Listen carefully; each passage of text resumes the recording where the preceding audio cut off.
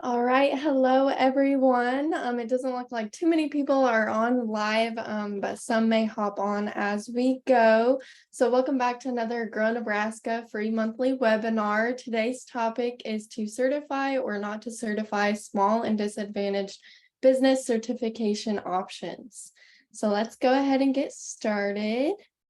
A huge shout out to Center for Rule of Affairs for sponsoring not only this training, but several of the trainings that we put on monthly. Without them, our other supporters, our viewers, and our presenters, none of these would be possible. So feel free to check out cfra.org for more information about what they can do for you and your business. Our featured sponsor for the month of July is Eunice Hospitality. As you know, our Buy Nebraska store is actually located on the Eunice campus, and we host our Market Tech conference at the Eunice Conference Center. So we're super thankful to be located down here. They're actually expanding it quite largely, so you'll see a lot of new things. So if you're ever in the Kearney area, I highly recommend you check out all the cool things that they're bringing to Kearney. Our featured member is the Medina Street Vault, and they have been a Grow Nebraska member since 2021. Of course, they are a coffee house, so if you're a coffee lover, I highly recommend that you go pay them a visit and try out some delicious coffee. And then this week's presenter is Daniel Kuchar. Hopefully I did not butcher his last name. I was asking him how to pronounce it before this because I would hate to say it wrong, but correct me if I did mess up. And he is with NBDC. So huge thank you to Daniel. And if you have any questions as we go, be sure to pop them in the chat. And if you're watching the recording, we will have his contact email in the recording email. So don't freak out. You'll have a way to contact him. So I'll stop my screen share and pass it over to you, Daniel. Awesome. Thank you very much. And I'll get my slides up here. Just let me know if you can see everything and hear me. Okay. Looks good, and I can hear you. So. Okay, awesome. Well, thanks again for having me on here today. I'm excited to present a little bit to you today. And like Zoe mentioned, if you have questions today, please put those in the chat as we go along. I've got it open here. So as we go through the presentation, I'll be monitoring so that if you have questions, I can address those in a timely manner. But I am excited to be here. As she mentioned, I am with the Nebraska Business Development Center, or NBDC for short. And the program within NBDC that I work with is the Apex Accelerator. And I'll talk to you a little bit about those programs here in a minute. The title of today's webinar is To Certify or Not to Certify. And we'll be taking a look at some options for small and disadvantaged businesses when it comes to certification options. So the Nebraska Business Development Center, or NBDC for short, is a statewide program that offers free business consulting services to Nebraska companies. And we have a variety of departments within NBDC that provide specific training. So the NBDC houses our Small Business Development Center, the Apex Accelerator program as well, Innovation and Technology, and then we have two other programs, our SourceLink Nebraska and NU Connections. And so all five of our programs essentially are here to support businesses from starting up their business correctly to helping them expand, helping them to make their business plans and financial projections, all the way through the end of their business life and evaluating their business and helping them transition. So if we can't help you with something, we are connected with a vast network of resources across Nebraska that we can connect you with right away. And I just wanted to brag a little bit because we did get our impact numbers back here recently for 2022. And so we are helping to impact Nebraska through $343 million of impact to Nebraska's economy in a variety of ways that you see here on the screen. So I just wanted to brag on that a little bit. Now, the Apex Accelerator program within NBDC is the program that I work with. And what we focus on specifically is government contracting assistance. So for any Nebraska business that wants to sell their products or service to state, local, or federal government agencies, we help them through those processes. And so some things we do is help you understand the process, access resources, help you prepare to bid, and help you to explore the markets within government contracting. And so that's kind of the reason why I'm here today talking to you about certifications, is that there's a lot of overlap with government contracting. A lot of federal agencies and state agencies have certification programs that we're going to be talking about today. And these are the fine folks on the team that I work with. So we have 6 consultants that are spread across the state. These are the 6 people that actually do the one-on-one consulting for government contracting. So if you haven't connected yet with the person in your geographical area, I highly recommend doing that. You can also scan our QR code to get connected, see what we got coming up, and just get some more information about our program. And I'll skip the slide for today because I'm just going to jump right into our agenda for today. So on the certification, we're going to be looking at some different options for certification, including we'll also be looking at third-party certifications.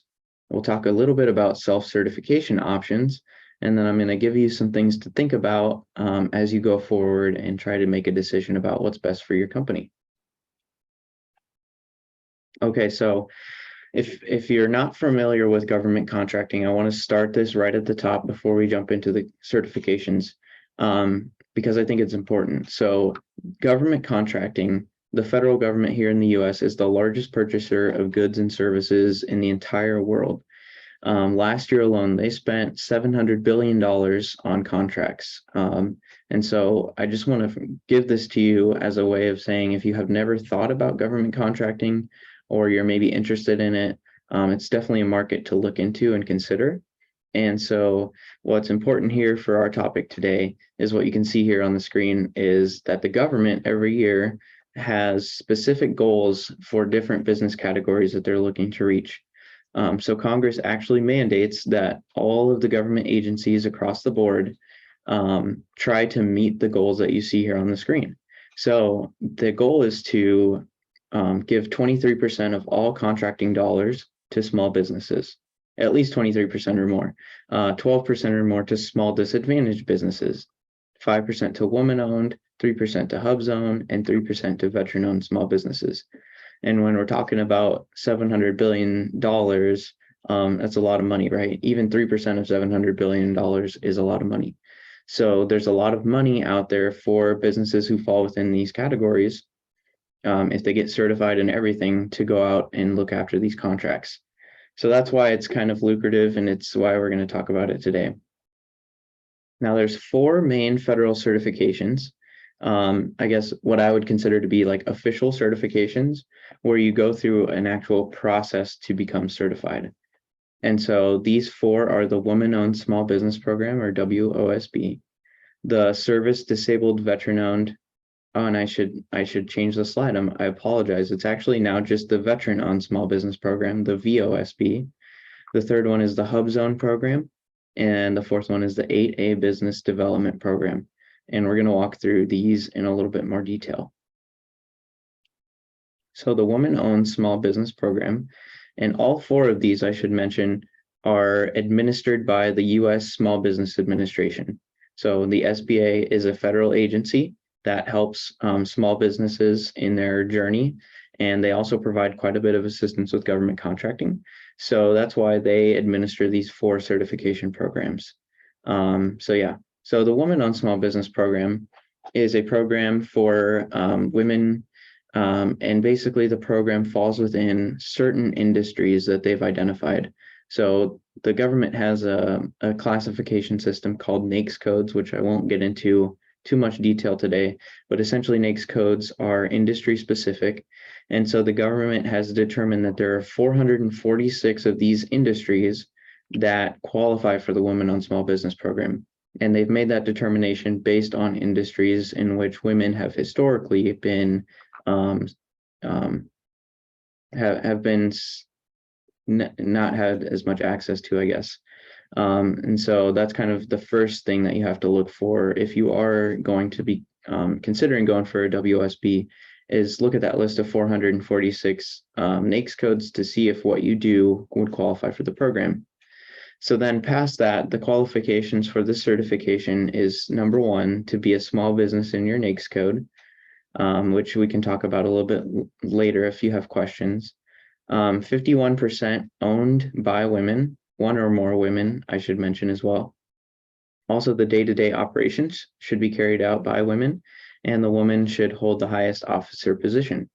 Essentially, when you go through the process, there will be places for you to provide documentation.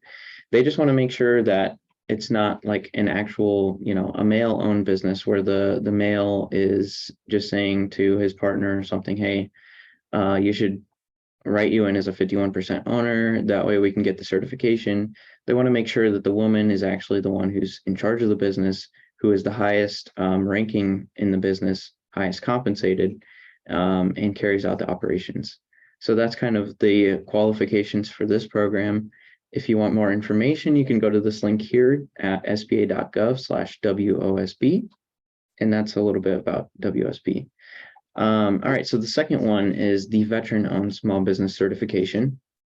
This has been moved recently to the Small Business Administration. So it used to be through a different program, but now the Small Business Administration also administers this one. So everything's kind of centralized. But essentially with the veteran-owned small business program, the veteran, again, must be 51% owner. The veteran must control and manage the daily operations and hold the highest officer position. And it's kind of similar to the woman-owned small business program, right? Now, the cool thing about the veteran-owned small business program is that the Department of VA has something called the Vets First program. So what it means is that the Department of Veterans Affairs, when they have any contract that goes out, they are legally allowed to put it out first to veteran-owned small businesses. So basically, anything that you'll see come out contract-wise from the Department of Veterans Affairs will typically be automatically set aside for veteran-owned small businesses first, which is a huge advantage, right, for businesses who are veteran-owned and who would be interested in doing business with the VA. It provides a huge advantage to them of limiting competition to veterans only. So that's a very unique program to the Department of Veterans Affairs. If you have questions about this one, sba.gov/SDVOSB should get you there. Again, the program is just VOSB now. And yeah, I think that's it. If you have any questions about that one, please let me know. Okay, HubZone program is a very interesting program because it's the only certification really that I found so far to be location-based. So the HubZone program is a geographic-based program. HubZone stands for Historically Underutilized Business Zone. And again, this is a certification administered by the SBA. Essentially what they do is every 3 to 5 years, they will do a bunch of market research to determine areas across the country that have high unemployment and low income areas. And then they will qualify those areas as hub zones.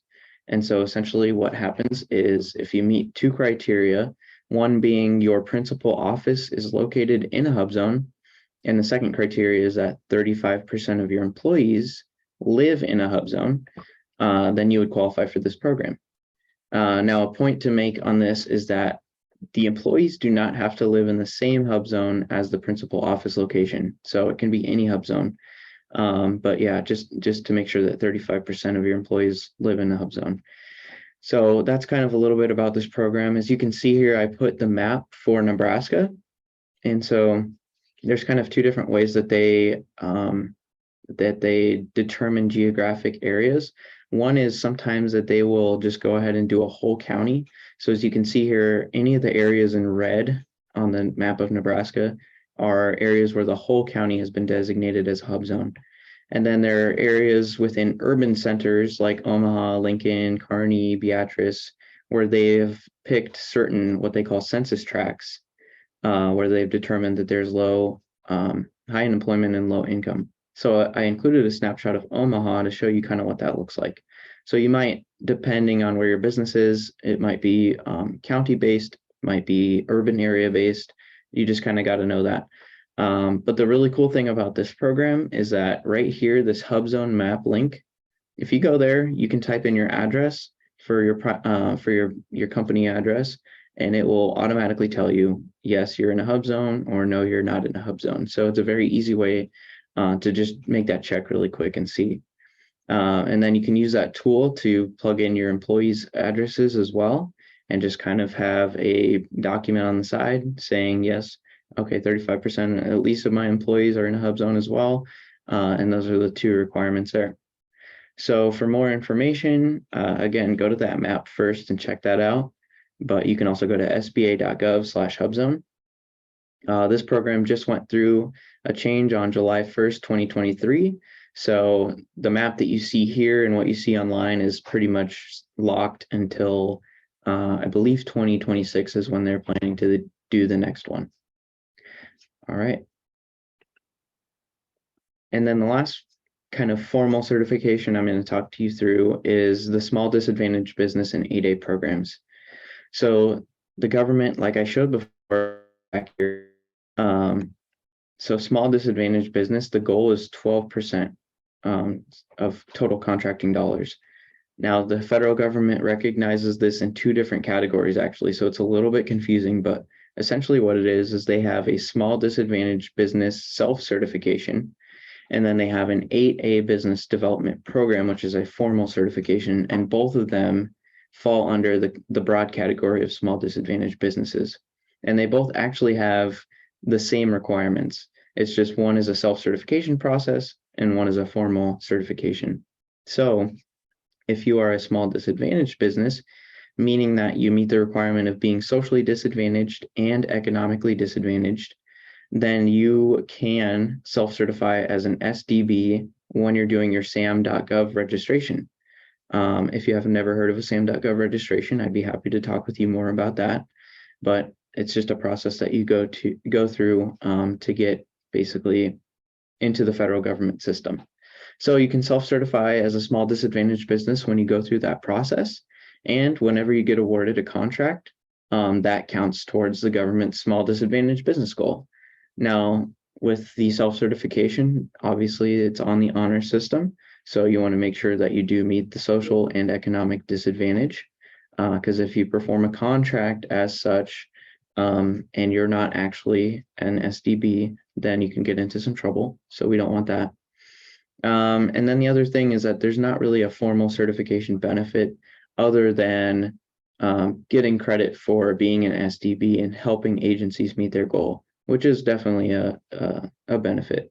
But with the 8A business development program, there are quite a few different benefits to it. It's a 9-year program that you enter through formal certification. And through the 9-year program, basically what the government is trying to help you do is become successful as a government contractor, so that by the time your 9 years is done, the goal is that you're ready to just kind of go on your own and perform federal contracts on your own. And so the SBA, what they'll do is they're going to provide you business development trainings and tools through the 9-year process. They're going to provide you assistance with contracting. They're going to help you kind of gradually grow into the government market. And there's opportunities for set aside contracts for 8A firms specifically, and also sole source contracts where the government will just come to you, potentially could come to you and say, hey, we just want to award you this contract because you're an 8A firm and we know that you have a proven past performance. So it's a very great program to get into for sure. And more information can be found here at sba.gov/8A. So to round out our federal certifications portion of this topic, there are some other certifications to think about as well that are outside of those 4 main, what I call official certifications. So number 1 is just self-certifying as a small business. So just like you would self-certify as a small disadvantaged business in your SAM.gov registration, you can also self-certify as a small business. And I can give you some more information on what that exactly means, but essentially it means if your revenues or your number of employees is below a certain amount for your specific industry, then you qualify as a small business. And thankfully, the thresholds are very generous. So about 99% of all businesses in the US would be considered small under their thresholds. So you can self-certify as a small business that way. Again, small disadvantaged business. And then there's a Native American owned certification as well that you can get through the federal government. And then the fourth one that I'll highlight is probably one that most people have heard of before, which is a disadvantaged business enterprise, or DBE. And that certification is kind of unique in that it's actually administered by the Department of Transportation specifically. So with the DBE program, it's kind of essentially like the 8A program or the small disadvantaged business, where you should be socially and economically disadvantaged. But the interesting piece about it is that they include women-owned as a presumed socially disadvantaged group for the DBE certification. So if you're going to be pursuing work with the Department of Transportation, this is definitely one that you would want to go for. But also this one is kind of widely recognized by different agencies as well. Even though it's administered by DOT, there are other agencies that recognize this as a certification that they can use too. So here are kind of the overall pros and cons of federal certifications that we just talked about. The first pro is that they're widely recognized because they're federal programs and a lot of people know about them. There's no fees for certification. Everything is free to do and to apply for. You can use their logos that they have for each of these different programs, and it's easy to get certification assistance. So if you're interested in getting certified, you can reach out to your Apex Accelerator and ask them for assistance through that process, and they're more than willing to help you out.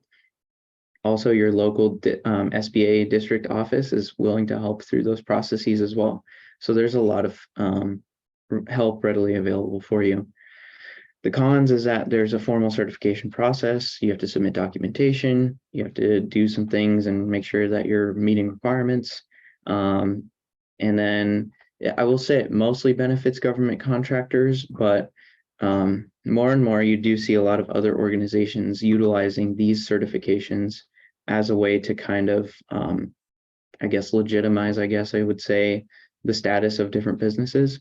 So like if you're going to go do business with Union Pacific or Kiewit or a large company like that, and they actually will have requirements for subcontracting, right, to those different business categories. And so these certifications often will also translate to doing business like that. So again, it mostly benefits government contracting, but it is also utilized outside of it as well. Okay, so the second then is third-party certification options. So these are certifications that are out there for businesses to go for that are administered by different not-for-profit entities, for the most part, not-for-profit entities. And so I included 5 of the kind of most widely recognized and used certifications out there that are third-party, but there are definitely more than this. So some of it will be just doing a little bit of research. If maybe one of these doesn't fit your business, there might be something else out there for you. But these are the 5 I'm going to walk through today. So the minority business enterprise, LGBT-owned business enterprise, women business enterprise, veteran business enterprise, and disability-owned business enterprise. All right, so a minority business enterprise. I'm just going to list the requirements for each of these and then give you the link to learn more. But to be a MBE, which, and I should mention, this is administered by the National Minority Supplier Development Council. Again, a not-for-profit organization. So for this certification, you must be a U.S. citizen, 51% owned, managed, and controlled by a minority group member. And their program defines that as being Asian Indian, Asian Pacific, Black, Hispanic, or Native American, must be a for-profit enterprise, and the management and daily operations must be carried out by minority ownership members. So you'll see a lot of similar type language in these certifications, such as the 51% ownership. That's an important piece.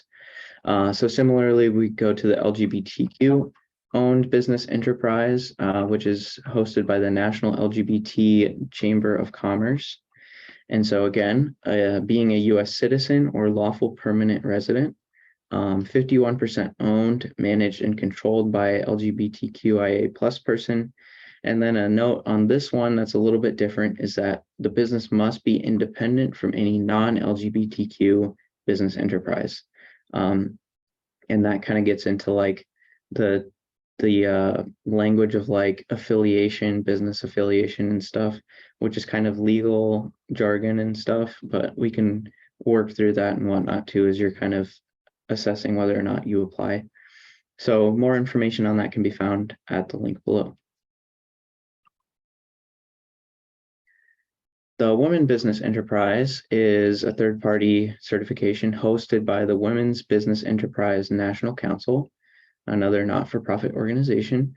And the WBE requirements are that they are a U.S. citizen or lawful permanent resident, 51% owned, managed, and controlled by one or more women. The woman must hold the highest defined title in the company, and management and daily operations carried out by, and that should say woman ownership members, not minority. My bad there. So for more information about that, go to that website below to see some more about that one. Again, please, if you have any questions, type them in the chat. I am looking at that as I go along here to see if I can address anything. Veteran Business Enterprise, or VBE, is a third-party certification from the National Veteran-Owned Business Association. And again, U.S. citizen or lawful permanent resident, 51% owned and managed and controlled by a veteran, and management and daily operations by a veteran. For more information, you can go to that link there. I did notice that the link is not working today for some reason, but that's where you should go. Hopefully they get the page up and running soon.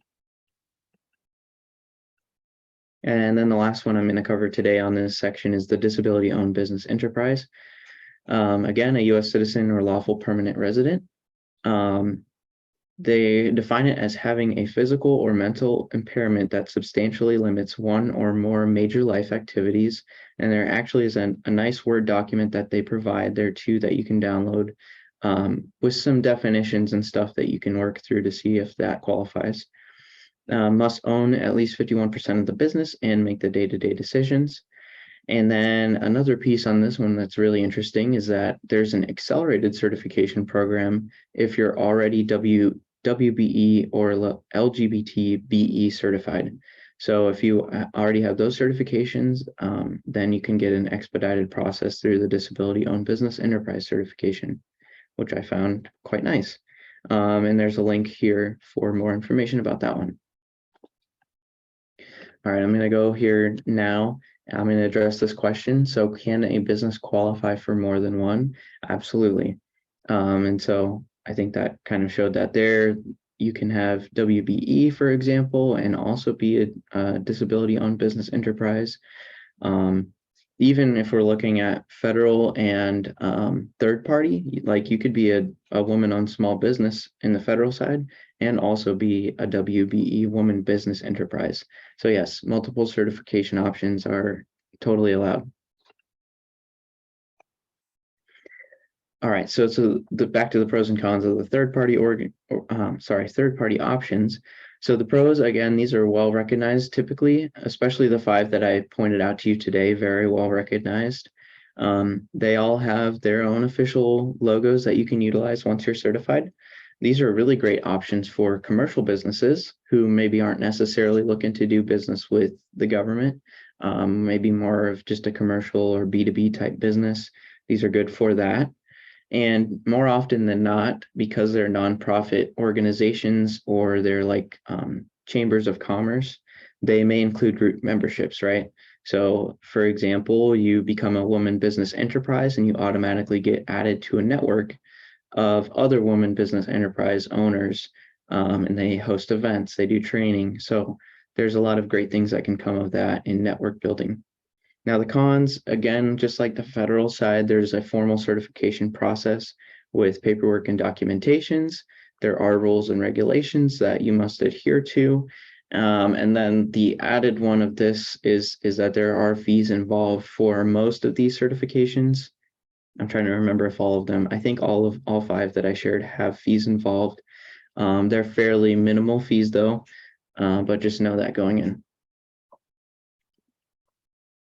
All right, so then the last option that I want to just briefly touch on is self-certification examples. So we've talked about a couple different options as far as formally certifying your business, and I think those are great options to consider because they add a little bit of weight to it. But certainly, as you've seen, just walking around town or seeing different decals and windows, self-certification is a very viable option, right? And I just threw up some examples here. This is not an exhaustive list, but you might say, put something in your window or your business card that says support small businesses, or you might say we're a Black-owned business or a Latino-owned business. And you see the list here, but there's obviously many more options out there for you. And so I think these are great options to include, especially if you are not maybe wanting to go through a formal certification process just yet. This might be something that you could do even today that can help benefit you. And I just showed some examples of pictures of different things that you might see and in different ways that people might showcase that. So the pros and cons of self-certifications. The pros, I think, are it's easy for people to understand, right? Because you could say, I'm in 8A, I'm in the 8A business development program, and somebody might say, well, what does that even mean? But if you say, hey, I'm a Black-owned business or a Latino-owned business, I think that's a lot easier for people to understand. These are, again, great for commercial businesses because they're easy to use. They don't have necessarily any weight with government kind of contracting stuff. So they're good for B2B and commercial. Easy to implement, very low cost or no cost, right? It's just a matter of putting a decal on the window, putting something on your marketing materials, that kind of thing. The cons to this is that it's not, quote, official. Again, it's on the honor system, and there's not really a group system for connecting with others like you would have with the third-party organizations. All right, is there someone that businesses could work with if they qualify for multiple certifications and want to make sure they're going about it the correct way? That is a good question. And I will say that I would recommend contacting us at the Apex Accelerator first. We do help with all of the federal certification processes, but we also do help with some of the third-party ones as well. So our consultants are very knowledgeable about the WBE, the MBE, and if they're not familiar with the third-party certification that you want to go for, they're very willing to do research. And honestly, oftentimes the documentation is very similar. So since we can help people through a lot of the certifications, we typically can help you with most of the third-party ones that are out there as well. So yeah, I would recommend coming to us on that. Certainly there are other resource providers though across the state that we could connect you with if we can't necessarily help you. And then the nice thing too about third-party ones is that most of them have folks that are willing to just help you through that process, right? So if you go to if you're wanting to get WBE certified and you have questions and we necessarily can't answer that, I know that they're more than willing to help through that process. So that's a good question, Amanda. Thank you. All right, so some things to consider and then next steps before deciding what to do here. So the first question is, do you need this certification for a specific purpose? This one really, I think, is a good question for federal contracting. So if you are for sure like, I'm going to pursue government contracting and I want to do business with a federal agency, then I would say that there's maybe a specific need for the certification, especially if you qualify for a certification.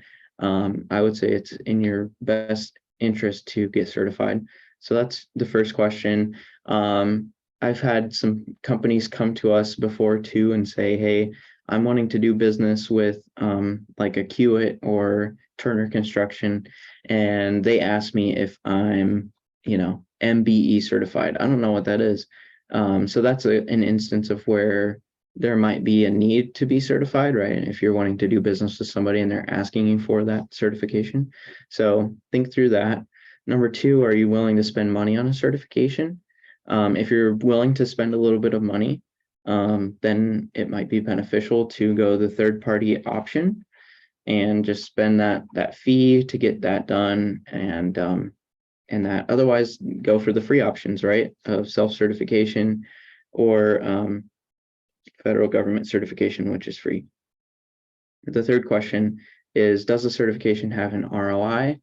If there is a fee involved, that's something tangible that you can write out, say the fee's $100.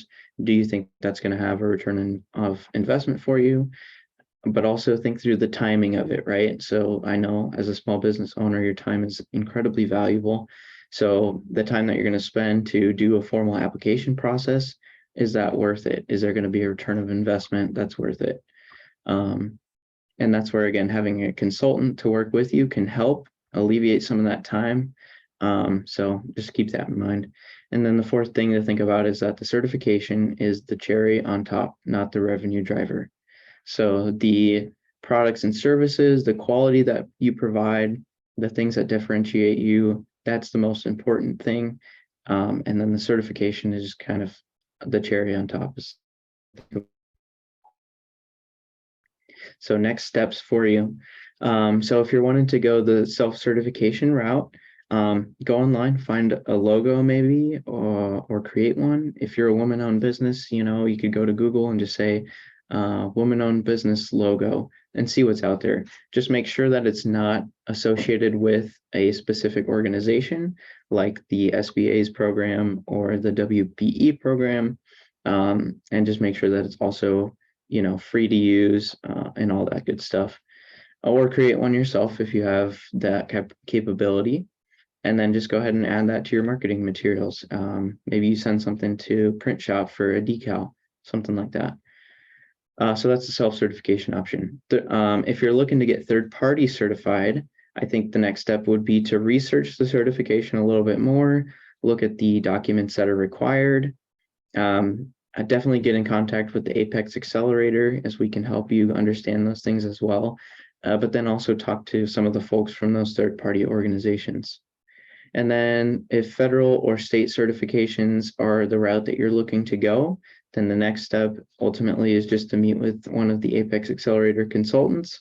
We can help you understand the process more, help you understand everything that you've got to do in order to get that done. And then we'll take you step by step through those processes. So those are the next steps here. I am going to leave some time for questions. I'm also going to put a link here. We have a conference that we host twice a year called our Meet the Buyers Conference. And it is our government contracting conference. And we're going to be out in Scottsbluff this year from October 17th through the 19th. We're going to have a variety of federal, state, and local contracting departments there to meet with you to learn a little bit more about your business. And so I think it's just a great opportunity.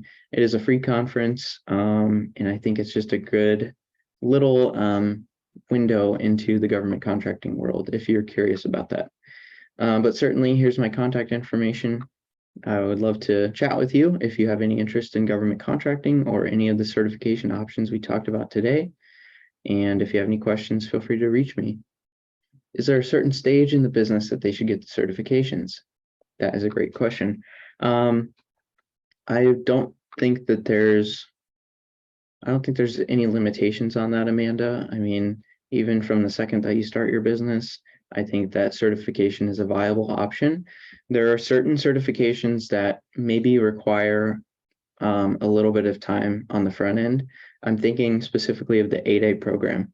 So if you're going to apply for that 8A program, the federal one, they typically like to see about 2 years of the business being in business, and just because basically they just want to see a little bit of revenue coming in already.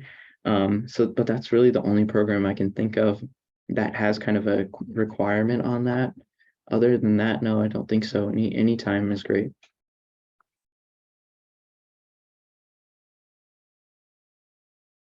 Any other questions for me today?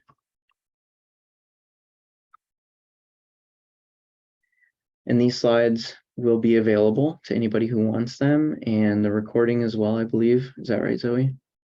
Yes. Yep, the recording will be sent out once it's done downloading. I'll send it out to all registrants. So obviously there's a lot of different types, so don't feel overwhelmed because you will get the recording so you can watch it at your own pace and catch more of the information and take some notes.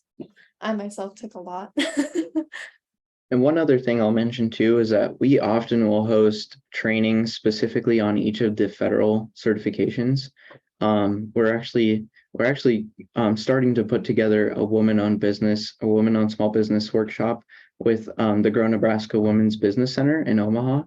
So I'm working with Eden on that right now, and we're trying to get that all figured out. But hopefully sometime in September, we'll be doing kind of a nice 1 hour or hour and a half workshop on that program. So definitely look out for that, and I can send you more information if you'd like. Yeah, that's awesome. I love Eden, and I know you guys work closely with the Grow Nebraska Women's Business Center. So, Mhm.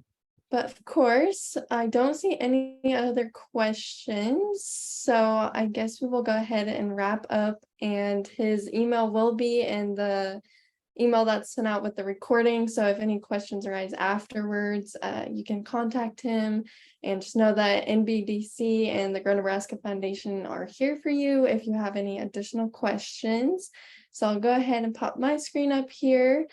A huge thank you to Daniel for taking time out of your day to present today. And thank you to everyone that attended live, and to those of you watching the recording. We missed you, but we're so happy that you're tuning in for some great information.